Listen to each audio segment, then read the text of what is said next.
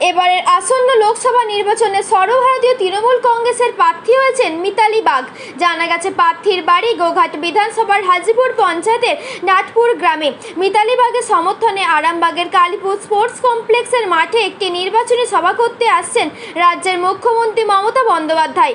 মঙ্গলবার মুখ্যমন্ত্রীর আসার আগে সভাস্থল মহড়া দিয়ে যায় হেলিকপ্টার। মুখ্যমন্ত্রী আসার আগে সভাস্থলে কাজ চলছে জোর কদমে।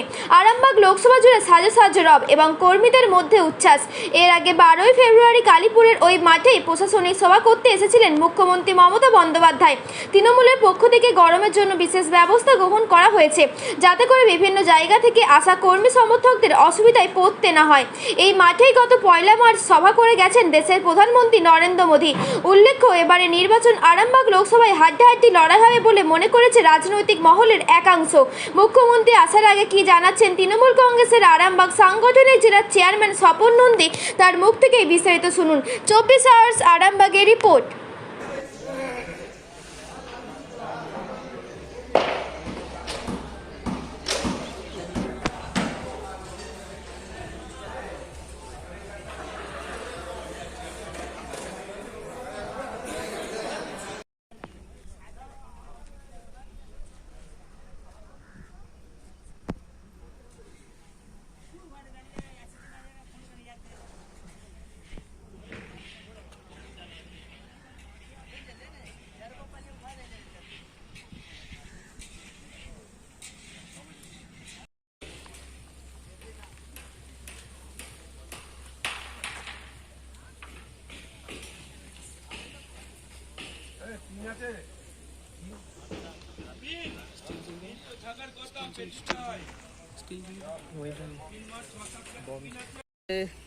আজকে দেখছি আপনাদের কর্মব্যস্ততা প্রচুর, কেন, কি বলবেন আমাদের?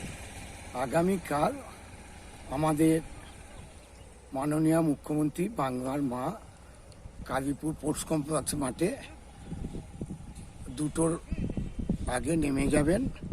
সেই জন্য আমরা সকলকে আমরা বলছি যে 1:30টার মধ্যে আর তারা প্রত্যেকে যেন আমাদের সেই অপেক্ষা করছে, আমাদের সেই মানুষজন, যে বাংলার মা মমতা বন্দ্যোপাধ্যায় কখন কালীপুর স্পোর্টস কমপ্লেক্সে আসবে। সেই জন্যই প্রত্যেকে একদম প্রহর গুনছে যে কেন আসবেন তিনি আমাদের মিতালি বাগের সমর্থনে, ঘাসের ওপর জোড়া ফুল চিহ্নে, যাতে প্রত্যেকে সেই বিশেষ মেয়ে ভোটটা দেয়। তিনি আসবেন, সবাইকে অনুরোধ করবেন, এবং তিনি যেভাবে কন্যাশ্রী রূপশ্রী দিয়ে 67টা প্রকল্প দিয়ে বাংলাকে উন্নয়ন করেছেন, সেই উন্নয়নের নিরিখে মানুষ মমতা বন্দ্যোপাধ্যায়, অভিষেক বন্দ্যোপাধ্যায়ের যে প্রার্থী, ঘাসের উপর জোড়া ফুল চিহ্নে মিতালি বাগকে সকলে ভোট দেবেন। জেতার পক্ষে কতটা আশাবাদী? 100